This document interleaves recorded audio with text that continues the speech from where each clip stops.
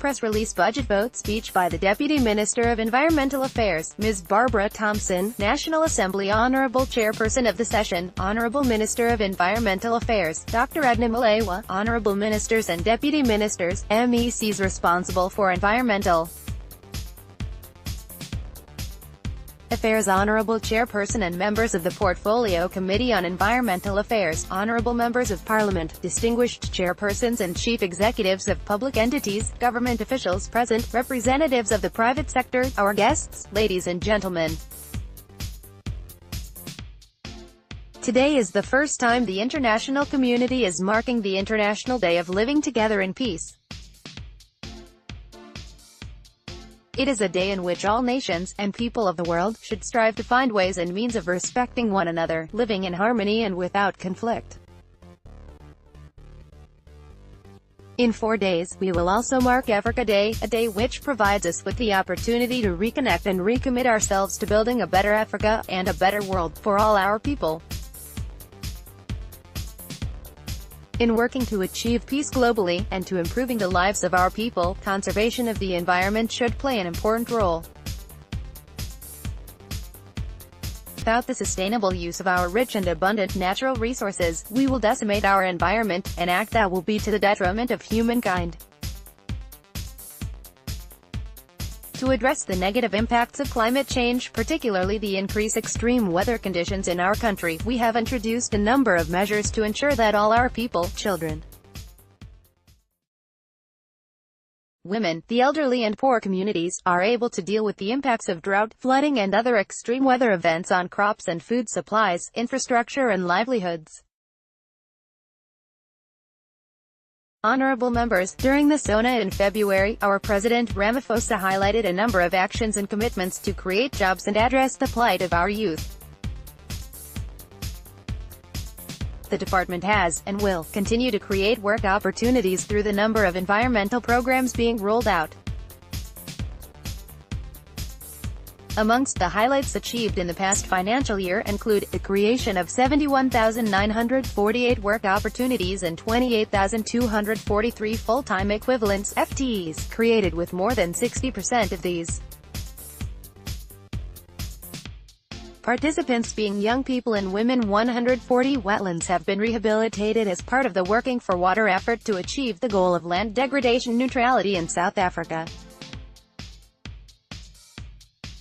Placing 56,660 hectares of land under rehabilitation and/or restoration, providing initial treatment to 171,198 hectares of land invaded by invasive alien plants, and undertaking follow-up treatment on 601,944 hectares of land. The department works with all provinces, municipalities, community-based organizations, traditional authorities and public entities to implement environmental programs.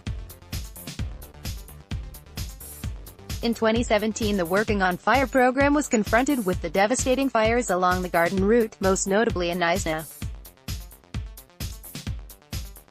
The runaway fires that began on the 7th of June, 2017, and burned along a 300 km fire line for nearly 2 weeks, destroyed 21,500 hectares of land which stretched from Great Brack to outside Port Elizabeth. Members of the Working on Fire team spent the 2 weeks fighting the raging fires. Tragically, 6 lives were lost, infrastructure damage ran into billions of rands, and over 2,500 jobs were affected, impacting on the economy of the towns along the route. Greater advocacy and awareness programs must continue in an effort to minimize the risk of future fires in areas where highly flammable alien invasive vegetation is present. Working for the coast infrastructure. Further development of coastal infrastructure will be undertaken in this financial year. This includes improved community access to the coast. Slipways, boat launching sites will be constructed to support the newly permitted areas for boat-based whale watching and shark cage diving.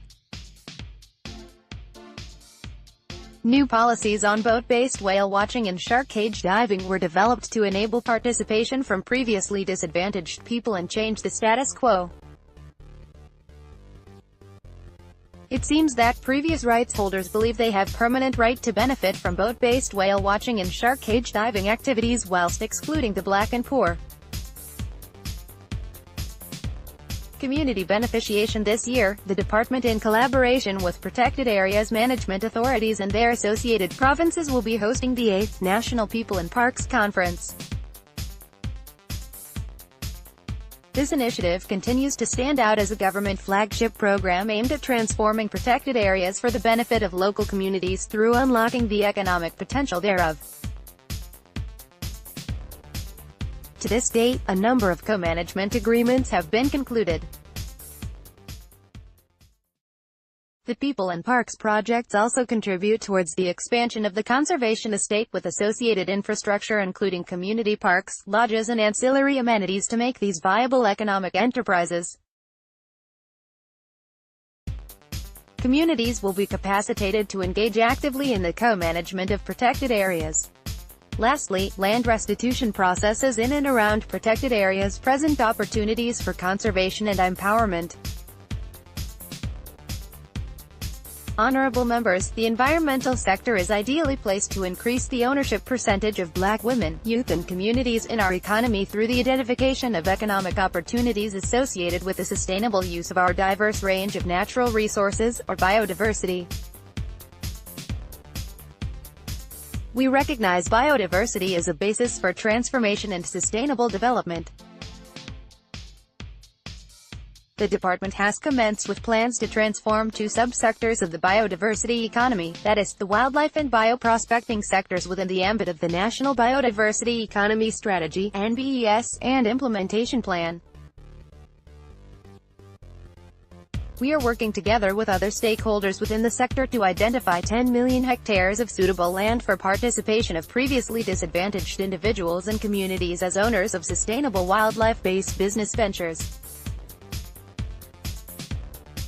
Honourable members, as I have mentioned, our youth and our children are the future of our beautiful country. A number of environmental programs are being undertaken by the department and its entities, including the South African National Biodiversity Institute (SANBI), to educate our youth about the environment, and to train young people to enter this vital field, for example our grown Sabenza participants. The department's youth employment program is aimed at exposing young South Africans to the culture of working as a springboard for future employment. We value the youth support program that we are implementing in partnership with municipalities wherein young people are placed at local government to fulfill environmental functions like waste management, air quality monitoring, greening of schools and maintenance of recreational parks.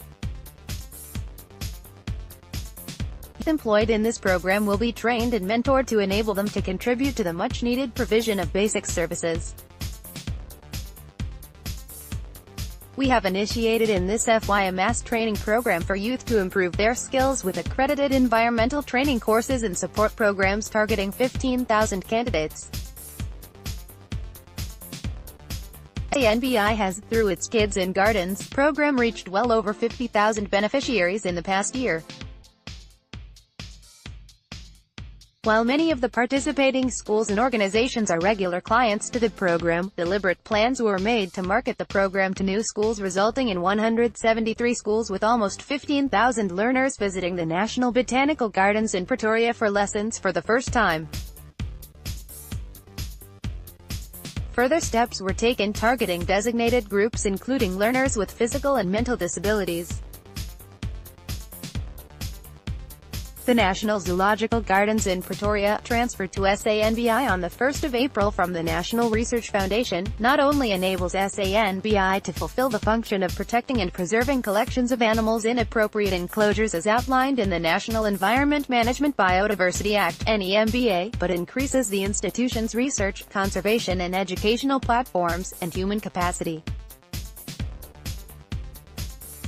The National Zoological Garden provides an opportunity to increase the network of research institutions. It renders a number of services for other national departments, provincial agencies and the wildlife industry aimed at management of wild populations. The National Zoo expects to engage with learners on a variety of biodiversity topics, with educational offerings that focus on animals and the environment. In addition to this, the National Zoo, through its existing capacity, will be interfacing with 420,000 members of public, thereby impacting significantly on awareness and understanding of environmental concerns. Honourable members, let me now turn to the matter of land remediation and land rehabilitation. National Action Plan and Land Degradation Neutrality. We are committed to meeting our goals for land degradation neutrality, LDN, as agreed by parties to the United Nations to combat desertification, UNCCD. Through the LDN targets, South Africa aims to achieve a balance between anticipated land degradation losses and planned positive actions gains, in order to achieve, at least, a position of no net loss of healthy and productive land while neutrality is the minimum objective. It will require an integrated landscape approach which will contribute to food security, water security and maintenance of carbon sinks.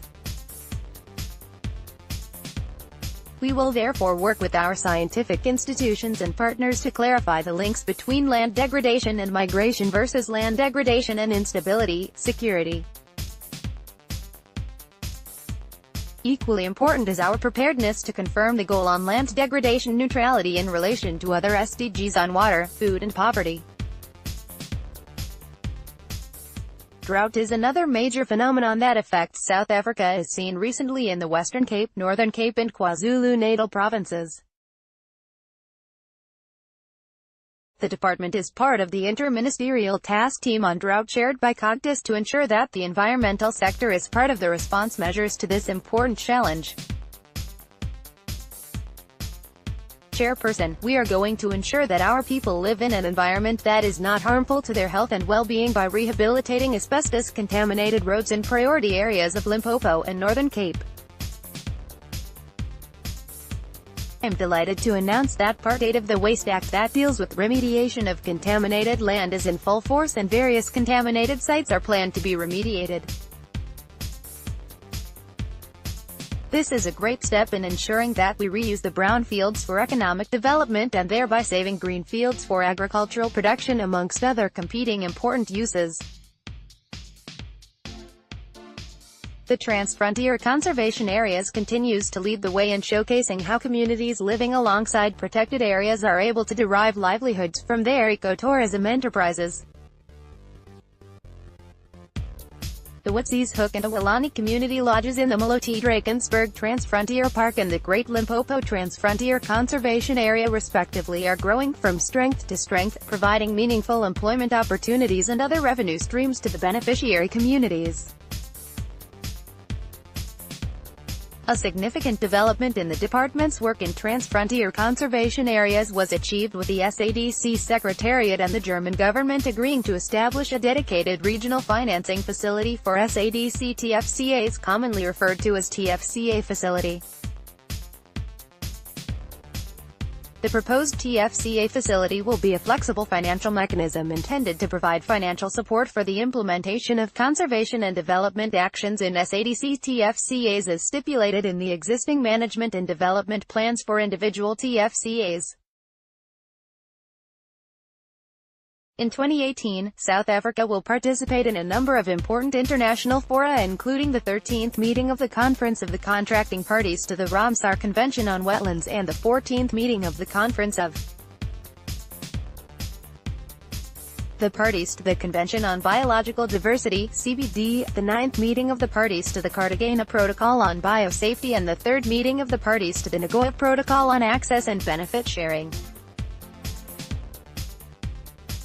Importantly, we will from 4th to the 8th of December 2018 host the 7th meeting of parties to Agreement on African Eurasian Migratory Waterbirds, IWA 7 Mekanazi Patakas, developed under the framework of the Convention on Migratory Species, CMS.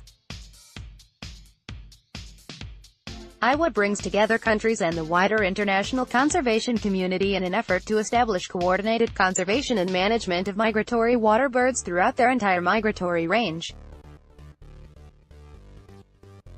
An example of these are flamingos and blue crane, who are intra-Africa migrants, as well as some species of penguin, falcon and swallows that migrate to other continents. Hosting Iowa 7 Macanese Patacas will boost the bird-watching tourism or avatourism, which according to a DTI study is found to generally offer higher than average trip spend and longer trip lengths in multiple provinces.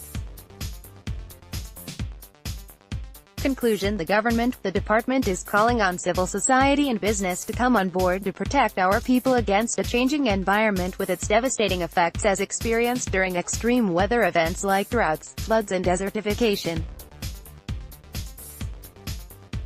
We need to continue to work with and educate our communities, so that all are able to adapt to the changes that we are already experiencing and those that lie ahead.